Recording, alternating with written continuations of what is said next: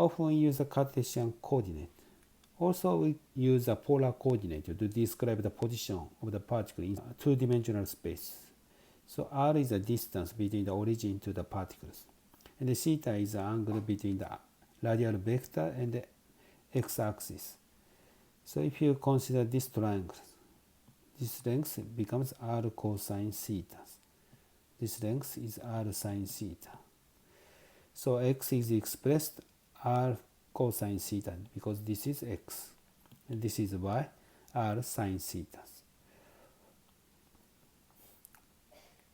Then we'd like to express the motion of the particles, circular motion. So angle is changing with times omega t. Then coordinate is expressed x equal r cosine omega t, y equal r sine omega t. Then x is expressed r cosine omega t. To find out the velocities, d sub x dt equal minus r omega sine omega t. And for the y is r sine omega t. b sub y is obtained. Find the derivative of the y with respect to times r omega cosine omega t. Then you can find the scalar product r and v. So this is x b sub x plus y b sub y. So you can substitute these quantities here. So it becomes 0. So actually the radial vectors and the velocity vectors is always perpendicular in the circular motion.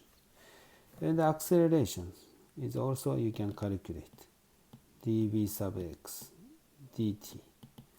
It becomes minus r omega squared cosine omega t. And r cosine omega t is x. So this is minus omega square x. Also you can calculate a sub y is a minus r omega squared sine omega t. This is minus omega square y. So if this is r vectors, acceleration vector is in the anti-parallel with respect to r. We derived this equation. Okay, this is the end of this session.